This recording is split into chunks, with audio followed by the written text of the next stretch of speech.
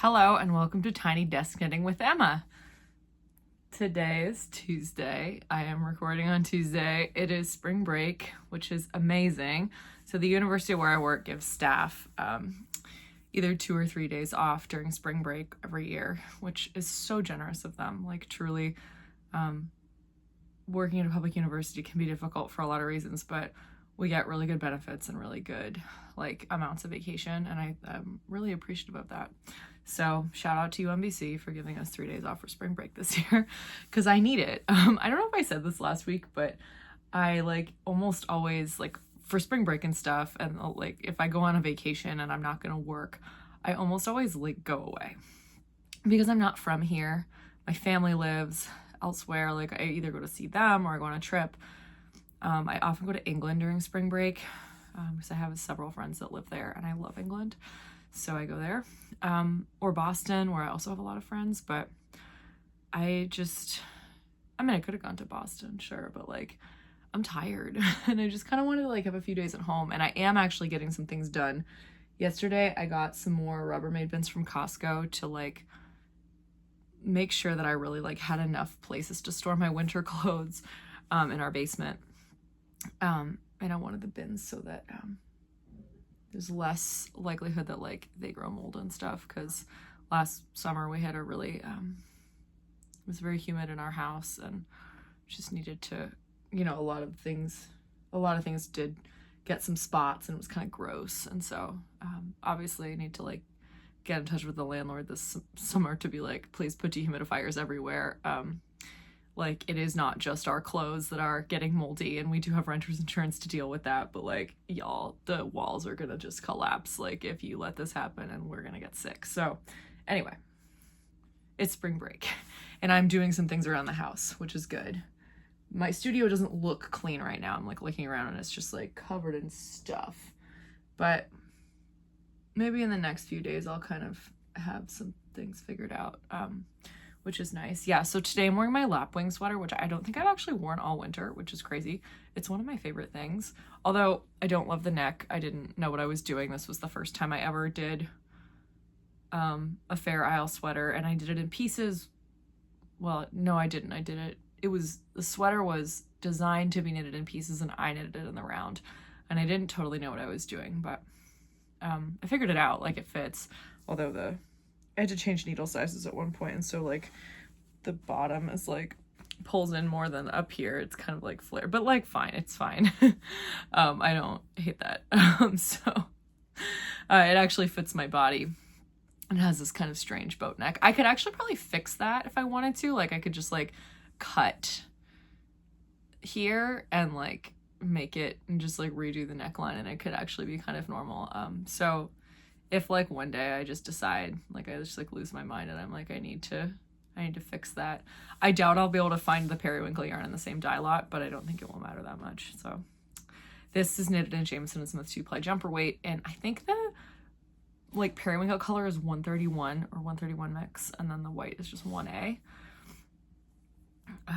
And yeah, I do think it's cozy, and I set in the sleeves. I knitted the sleeves separately, and then I sewed them I set them in, and I did a very good job with that, and I was really pleased that that turned out well, and they were the right size, because it's your first time doing something like this. That was a miracle that the sleeves fit perfectly in the sleeve holes, arm size, whatever you want to call them. So anyway, that's fun. So yeah, I have many beverages here. Got my tea, got my smoothie, and I have some knitting to talk about. So you can see the pinkish socks right there that I was showing last week. These are done. Grab one of them. Magnolia socks by Helen Stewart. I love these. I had so much fun knitting them. I think the yarn was really nice, and the pattern was fun and engaging. And they look like this. I think I showed this last time, but now that they're blocked, you can really properly see the stitch pattern. So cute. And I think this was a good choice for yarn. It's pretty busy, but it's not too busy. It doesn't take away the effect of the pattern. I just love that those little cables are knitted in the twisted stitches. I think I said this last week, but I think that's a really nice detail. Yeah. I'm glad that these socks came out so pretty. Yeah, and so I'm still on a sock kick. And I said last week that I wanted to knit the hazelnut socks next, and I changed my mind and I decided to knit the Red Robin socks, which are also from the Handmade Sock Society season 1, because I just loved this yarn so much. This is a merino nylon yak sock yarn that I dyed myself, I don't know, 3 or 4 years ago. And it came out really tonal and pretty. I love the color so much. And I know I can actually recreate this because I know what I did. I just used the Dharma acid dye in cayenne red. So this is fun. The stitch pattern is very, it's very memorizable. It takes a little while to get used to it. You do like a yarn over, knit 2, and then pass the yarn over 2 stitches every like certain number of rows. And yeah, for like the first bit, and it goes all the way around the leg. For the first bit, I definitely was getting used to it, and it was a little frustrating, but after I got into the rhythm, it was very simple. And I find that it's like a 4-row repeat, round repeat. And I find now that like, I'm like, wow, I'm already at another pattern row. That was fast. So it's definitely potato chippy. It goes quick. And I'm using a yarn that I had in my stash that I made socks with it, but I only used like half the skein because I had a different color for heels and toes. This I didn't dye myself. This is from the knitting store in Catonsville. This is the tag. It is in here. It is called Tempting You Yarns is the company, and the colorway is called Sand Swept, and it is in the You So Perfect sock, which is 75.25. So I got this. I remember when I got it and I was like, wow, I just like really cannot resist that. I don't buy yarn very often. This was several years ago when I was buying more yarn probably, but it was just so like perfect that I was like, I'm sorry, I need to buy that. I can't not. So I like that I'm still that kind of person. Like if there's a yarn that's just so cool and I'm like, yeah, I couldn't do that myself. Let me buy that to support that dyer who's amazing. Like worth it. This is an amazing sock yarn. And I knitted a cool pair of socks with it, but then yeah, I think it's really fun to like, it's perfect. It's like a perfect contrast for this. Just thought it was so much fun. So fun fact about this pattern, like I said, it's very potato chippy and memorizable easily, but it also, because the stitch pattern is made with yarn overs, it's quite stretchy. So that's something to keep in mind. If you have a friend with like wider feet, or you're knitting for somebody with slightly wider feet, this is likely to fit them fine because it stretches really well. And you may want to even consider going down a size if you have like narrow feet. But it does have a nice amount of stretch in it. So I'm really enjoying this. I'm ripping through socks. I may stop at some point, but you know, while I'm enjoying it, I'm just gonna, like I said last week, I'm just gonna keep doing it because like, why not? Why not? This is marking the number I did before the heel. I did 48 rounds before the heel, just like the Magnolia socks. So it won't be too long, but yeah, I love knitting with merino nylon yak. I think it's a really special blend of fiber. It makes really, really, really warm and cozy socks. So huge recommend. If you're looking for a commercial version of that, I mean, you can just Google like merino nylon yak sock yarn. But I know the Farmer's Daughters Fibers has it. They call it bear paw sock. Andrea Mowry designed a pair of socks called the bear paw socks, where you hold it double. And it's just for DRK everyday socks, but it's like you hold the yarn double instead of just one strand, so they're like DK weight and extra thick and super cozy. So she always does the like toe up with, not always, but in this pair she did toe up with a fleagle heel. I've tried to do that. It really didn't work out. Maybe one day I'll do it again, but I don't really like knitting toe-up socks because I find it really hard to get the bind off right so that it actually stretches around your leg. I've figured it out. Like I've found a bind off that does work for that, but I just, you know, it was one of those things where I was like, maybe someday I'll decide to master toe-up socks, but that day is not today. And I am enjoying my cuff down socks. I don't think that that journey is over for me. So I still knit my socks cuff down. So I'm like trying not to get too caught up in scheming about my next pair like I was last time, but I am like, cause I'm just enjoying this pair so much, but I have been thinking about what to do next. And one of my choir friends, she was knitting a pair of socks with some yarn that I gave her, and I sent her a pattern that was like, or like a recommendation for a pattern that was like the Summer Lee Knits Hello Sailor sock set. And I said to her, hey, like this, I think that this yarn would be like nice for like this really simple pair of socks or something, which was the, I don't remember what they were called. They're just a pair of socks. It's like a broken rib. It's so simple and they're so cozy, and you can do a DK weight version too, where you hold. I think Summer Lee did a version with like mohair and sock yarn held double that was really cute.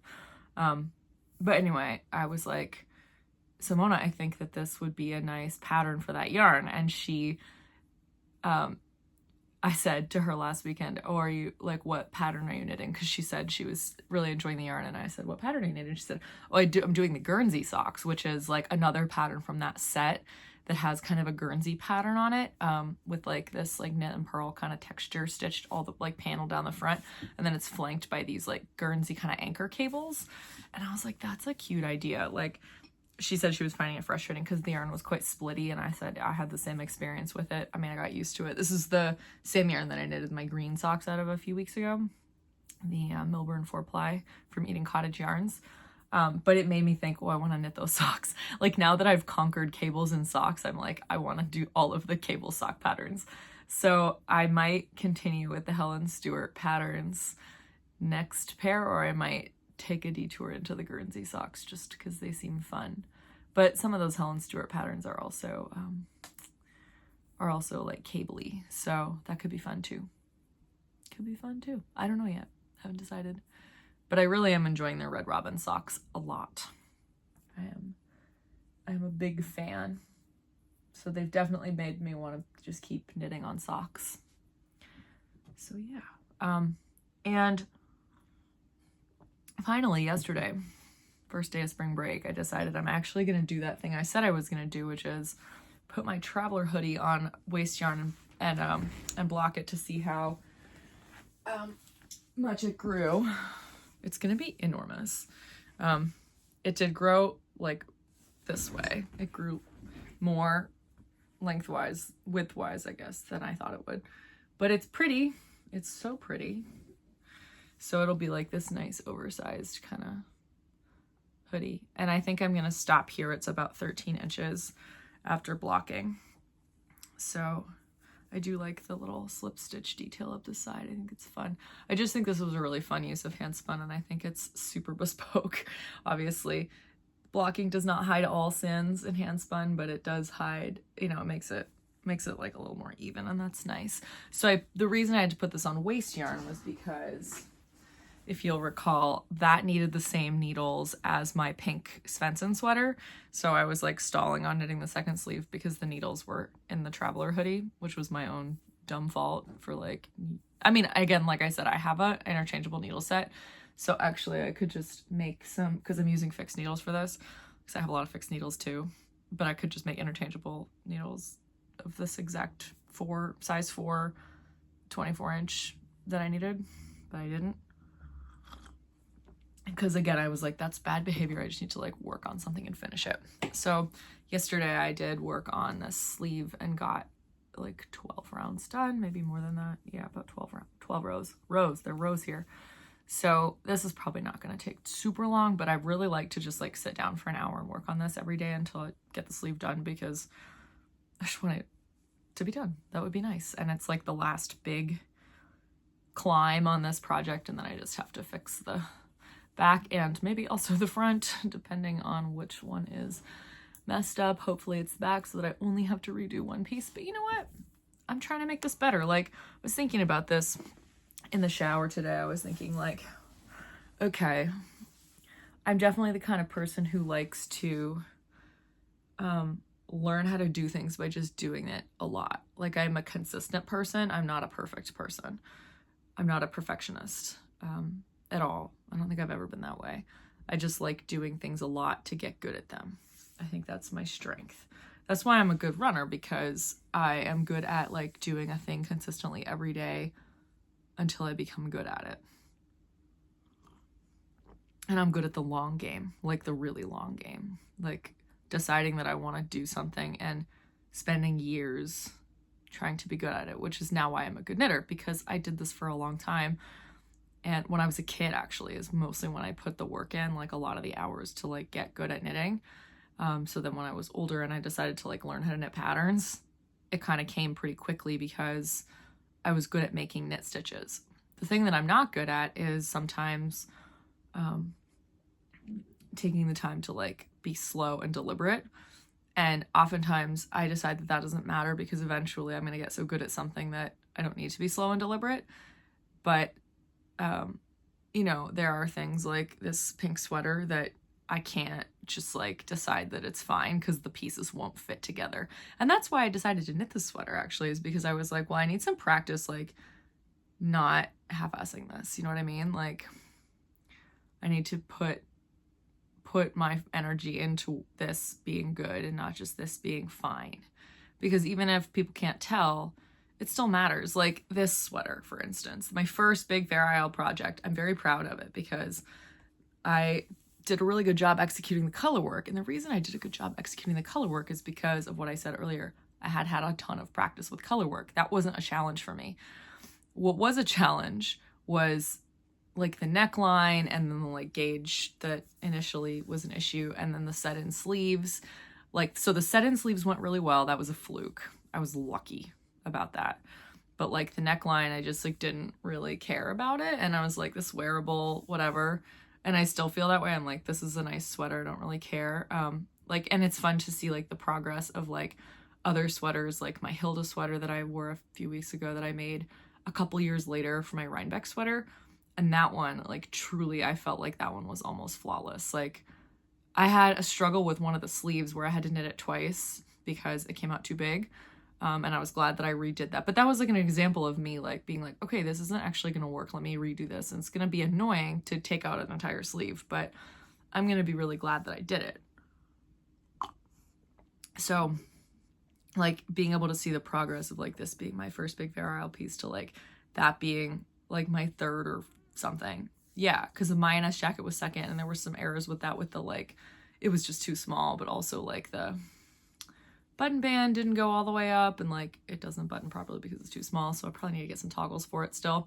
The third Fair Isle piece I did was my Bray cardigan, which also had an issue with the corrugated rib, like not going all the way down to the bottom and like kind of pulling the sweater up a little bit. But again, it's so hard to see. Also the button band, like the buttonholes are not big enough so that you can actually wear the sweater open. I basically can only wear it shut. I can't unbutton it because it took me so long to get the buttons through the buttonholes that I like almost had to sew them on just like through both pieces. It doesn't matter. I like wearing that sweater. It's great. It's a piece that I love. But the Hilda sweater, like, so the fourth piece I did, finally, I was like, I think that I've nailed this. And then I did like the Selbu sweater, the cardigan, the Norwegian one the next year. Again, I was like, I nailed this. This year I did, or last year, I guess, I did the like blue, the blue Fair Isle sweater that I designed completely off the cuff. The V-neck is too wide. It's just too wide. It's also like more cropped than I wanted it to be. So that one also has an error. So now I need to like go back and like, I can't fix it. Like there's a steek, but I still wear it. It's okay. You know, you figure out what to wear it over that looks good and it's fine. But yeah, like I do think that the older I get, the more I'm like, I have to stop effing around and finding out. Like I need to like do it right. So Anyway, this pink sweater was kind of like a mountain for me in terms of like, do it right, Emma. And like, if it's not right, you need to go back and fix it. So I'm doing that. And I think it goes against my personality to be this way, but it does make me better. It's going to make me a better knitter. It's going to make me more deliberate. It's going to make me more aware of things that I am doing wrong in the moment, like little things that I'm doing that kind of get you off course. You know, that like by the end of the thing, you're like, this is way too big. Like a gauge thing. You know, if you're just half a stitch off per inch, that's seems like nothing over 4 inches, but when you're knitting a whole sweater that's 40 inches around, it ends up being, you know, a lot. Like that's a 5-inch difference in the body of your sweater. So that's a good lesson for us to learn, I think. And it's a good lesson for me to learn of just like, maybe pay some more attention to what you're doing. You know, the older you get, the more I feel like that kind of matters. So I'm doing my best. But yeah, so that's my pink sweater and my block traveler. So that's good. I would like to, yeah, sit down and kind of just knock out this pink sleeve. Here's the first sleeve, in case you missed it and you're wondering what this looks like. This is the first sleeve. It's not blocked, so I'm excited to see what happens to these cables when I do block it, but it's got a slanted saddle here, so the other one will slant the other way. I've got all my markers on here to mark my increases, so I'll be able to transfer them from one sleeve to the other as I knit it, so that you can see, like, you know, where I did my increases. 1, 2, 3, 4, 5, 6, 7, 8, 9, 10. See, I feel like I did this differently. I feel like I'm just trying to, like, I shouldn't be doing this while I'm recording, but like 2, 3, 4, 5, 6, 7, 8, 9, 10, 11, 12. Like, I feel like this one only has like 8, right? 1, 2, 3, 4, 5, 6, 7, 8. Yeah. So I don't think even this, I'm like, they're going to be different because I'm going to have a different number of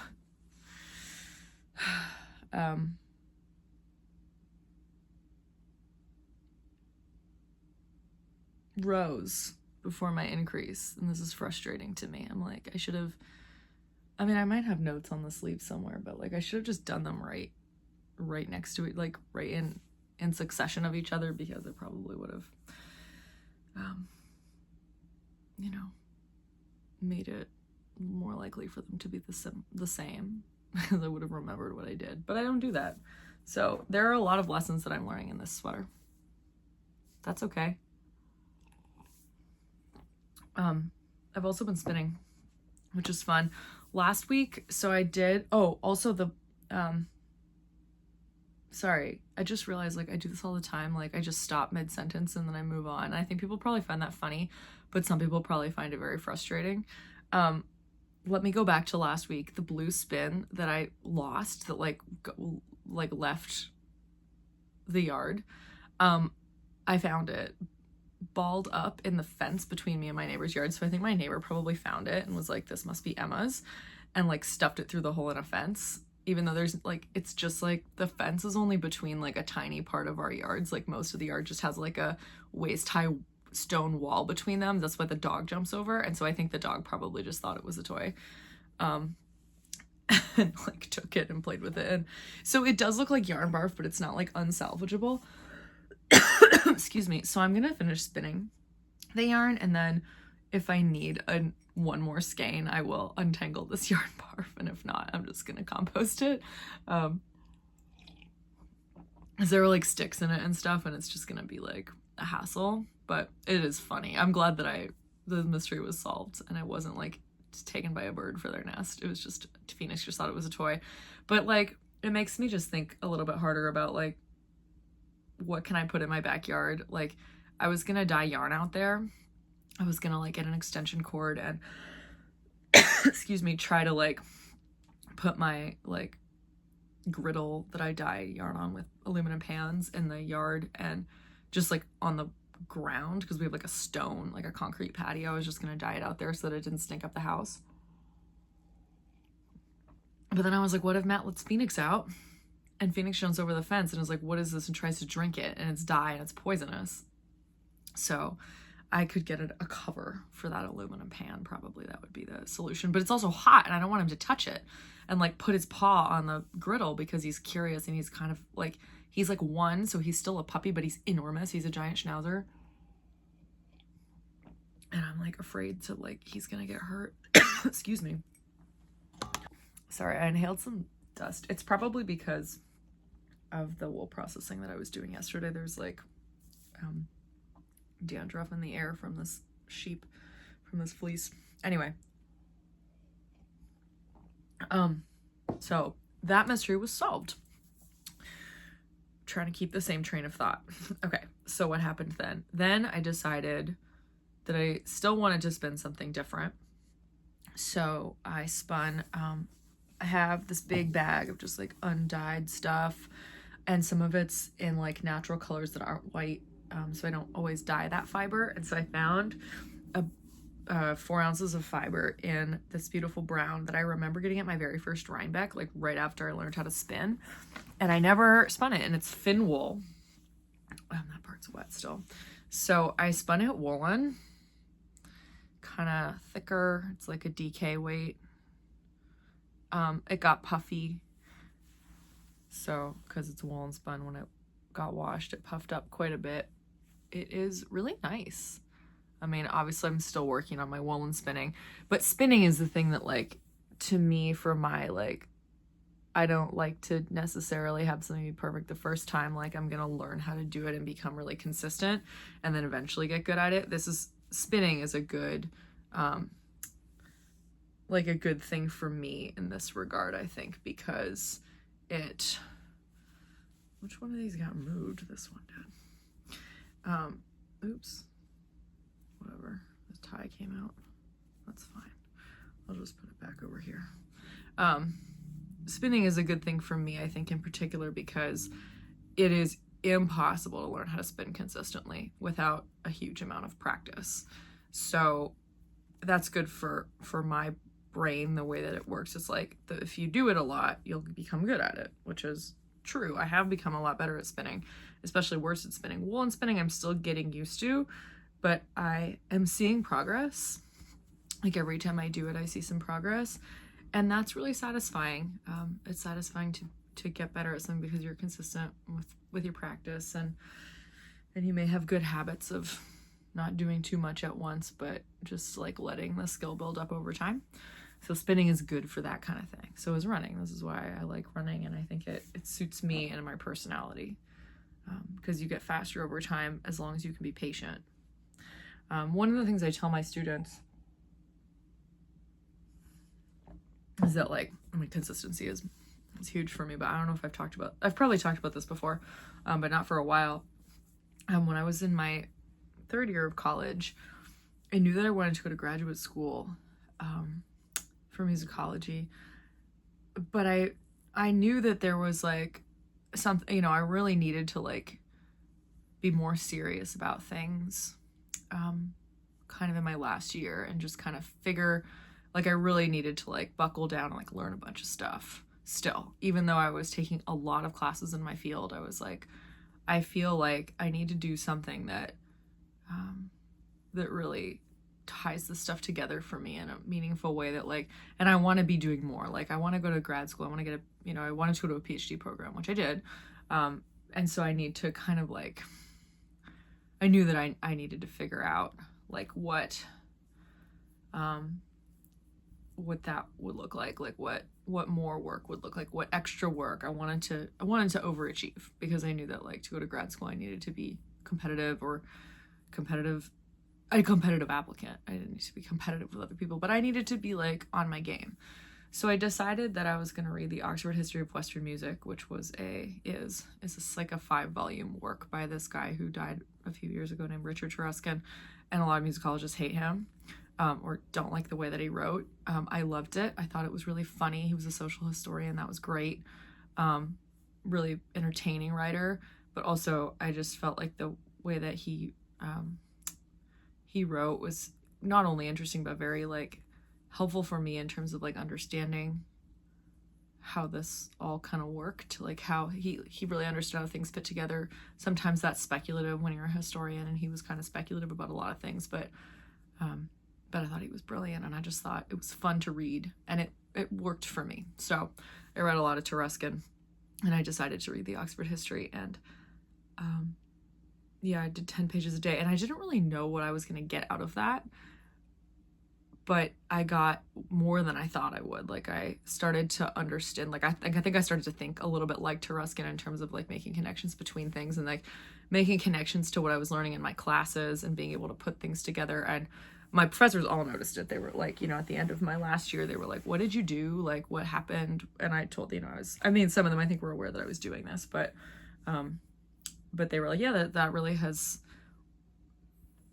done great things for you, like the consistency of doing this thing. And like, there's probably an identity piece, you know, now me looking back on it, of like me being like, I don't want to be a serious student, so what can I do to like make myself more serious?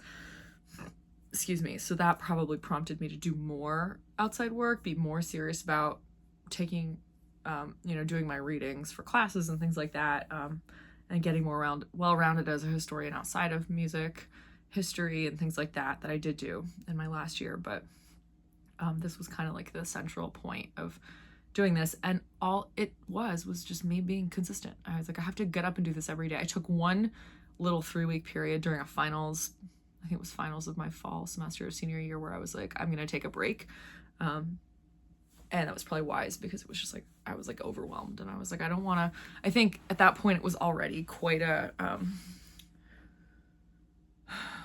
like it was kind of like a consuming habit. Like, I would think about it sometimes for like a lot of the day. I would think about what I was reading and make these connections in my head. So I was like, I can't do that right now. Like, I don't have time. I need to study for these finals and stuff.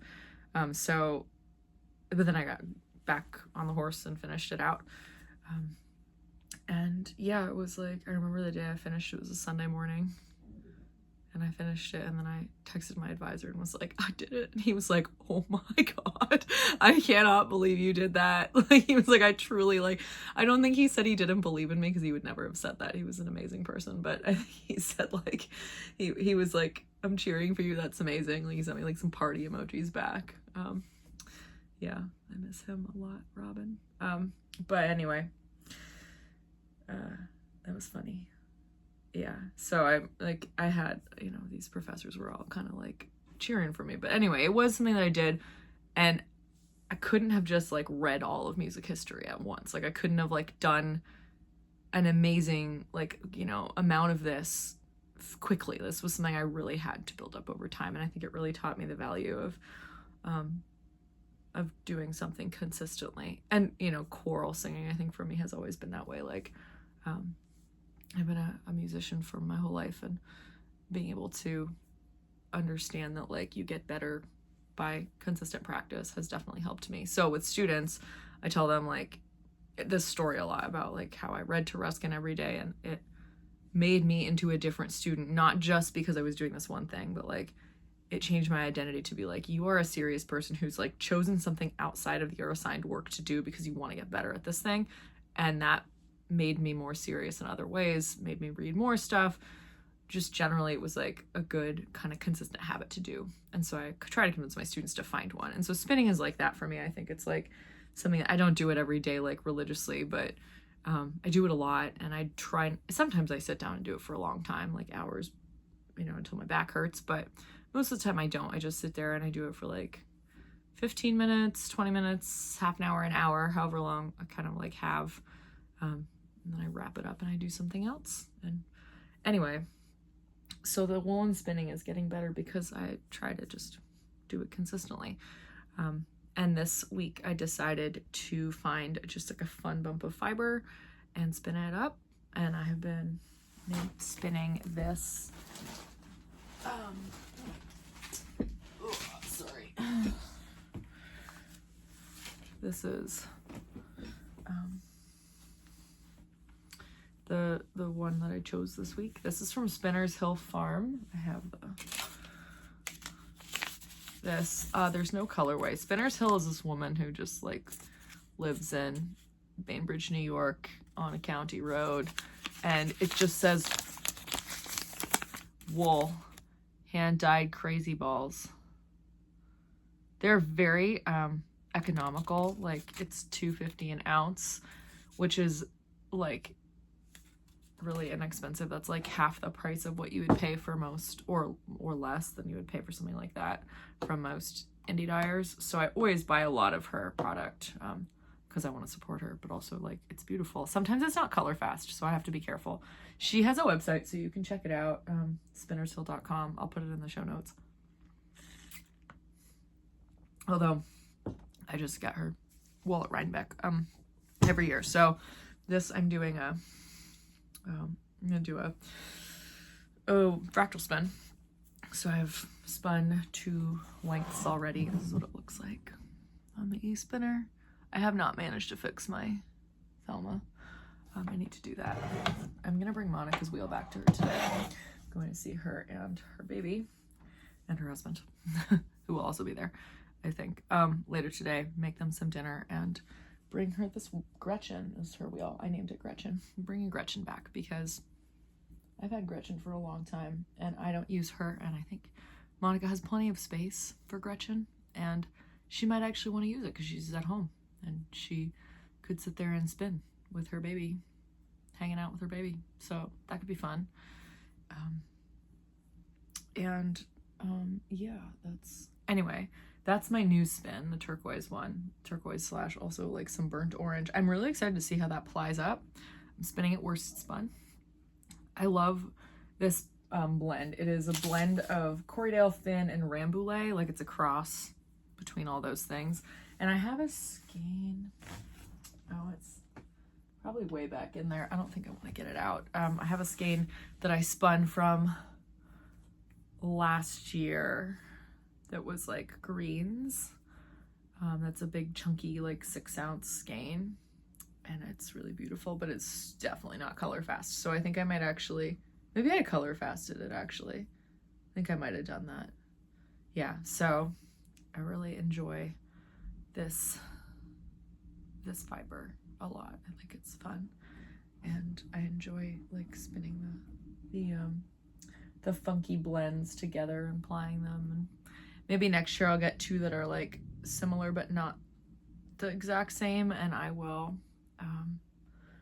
like ply them together and make something fun. So last week though, I did do this one. This was Cheviot, but this is also from Spinner's Hill that I spun woolen. I did this one last week just for fun. Yeah, so good time. I'm enjoying it. I'm gonna probably stop recording this and then spin more. But I also, maybe I should do this afterwards actually. I said I was gonna process fleece. This is my bag of fleece from Teeny the sheep. And the cardinal error that I made was that I did not wash this wool in lingerie wash bags, which I almost always do because that's what everybody does. And what I did was I just like took pieces of it and washed it all at once, and like so it didn't stay contained. And when you contain fleece, it doesn't move around as much and like get all like stuck in random directions. So I have to pull out each lock and like align it in the combs, which takes longer and doesn't always happen perfectly. So yeah, I've been having some fun combing it out in the last day. I have this bag of nestlets. Sometimes they come off more easily, sometimes they don't. Some of them are hairier, some of them are more like curly, woolly fiber, kind of springy fiber. This is a Shetland fleece. And yeah, I don't love it. I don't think it's a great fleece, which makes me sad. It was really expensive, and it was really small, and I just like, I don't regret buying it because all fleece is good practice and I want to support like shepherds. But you know, having processed Archie last year, that was so different, and it was like a very good experience. So if I get 2 fleeces, I mean, I'm gonna get half of Archie this year, but if I get another fleece at Maryland Sheep and Wool, I'm gonna make sure that it's more like that type of fleece, and I'm gonna be a little bit more deliberate about choosing a fleece. So yeah, you learn something from every project you do like this, but that's my yeah, next time I'm gonna just be a little bit better about how I select that. So you know, things that you learn from practice. So those things are important. Again, I wouldn't know that. I would have needed an expert with me to come pick out a fleece. So, and I didn't have one, and I just thought, let's support this farmer. And I'm glad that I did that. So anyway, that's kind of it. I might comb some more wool and spin a little bit more today before I go see Monica. And yeah, that's kind of all I have for you today. My running has been fine, not fatigued. Although I do run twice on Mondays and lift, which is a lot. So today I was really tired. So Jordan, as you might be able to hear, is coughing downstairs. She definitely has bad allergies. Like the allergies are bad. But she also might be sick. We don't really know. She thought she was taking allergy meds. She was actually taking NyQuil that I left for her. Last time she was sick, I gave her like a bunch of NyQuil that was like Costco brand NyQuil. So it doesn't like, it looks like NyQuil. It's like blue pills, like 2 blue pills in a little package that's like, you know, you rip them open because it's 1 serving. And she was like, yeah, I've been taking allergy meds. Like, I don't know if they're doing anything. And then yesterday she was like, yeah, those green pills, the allergy pills. And I was like, oh my God, I know exactly what green pills you're talking about. And they do say like night on the back. They don't say NyQuil, they just say like night, and then they have all the active ingredients. And so I guess you wouldn't know like from the active ingredient list that it was NyQuil, but I was like, yeah, that's NyQuil. And she was like, oh my gosh, like, good thing I haven't been operating heavy machinery. And I was like, well, if you took them at night, then it would be fine. And she was like, no, I took them at 9 a.m. That was awesome. I was like, nice. So she has been coughing, and hard to tell if that's allergies. I did give her Zyrtec yesterday. I was like, I think this is the real thing. You need to take this. So hopefully she did. It was so funny. It's an honest mistake. It's just hilarious. So hopefully that's just allergies. But it's a pretty productive cough, so I'm not totally sure if that's true. I am not ever really that worried. My immune system is like, I mean, knock on wood, I might get sick, but my immune system is like made of steel, because I run a lot, and I also take zinc and a lot of vitamin C because I drink a smoothie with orange juice in it every day. So here's hoping she's fine. But anyway, running has been good, and that is pretty much all. Yeah, I don't think I've watched anything new. Just still watching The White Lotus, really enjoying that. It's crazy. I do like the Parker Posey's accent. I'm glad I'm watching it because there's so many reels on Instagram and like TikToks and stuff about Parker Posey's accent where she goes, Piper, no. Like a Buddhism tsunami. It's so funny. She is so funny. Piper, no. I saw like a, I don't know, thread or something yesterday that said something like, I want to get a tiny chihuahua named Piper just so I can yell, Piper, no. Oh my gosh, such a good time. All right, so I'm gonna wrap this up so that I can spin and or comb wool for a little bit before I make some pierogies and go see this baby. So I hope everyone has a great week. It's so beautiful and sunny here. It's not super warm, but it's sunny, and that's nice. I don't like it when it's hot, so I don't actually care that it's not that warm. I prefer to wear wool anyway, so happy with a sweater weather still. So yeah, anyway, I already said this, but have a great week. Thank you so much for watching. This has been Tiny Desk Knitting with Emma. Bye!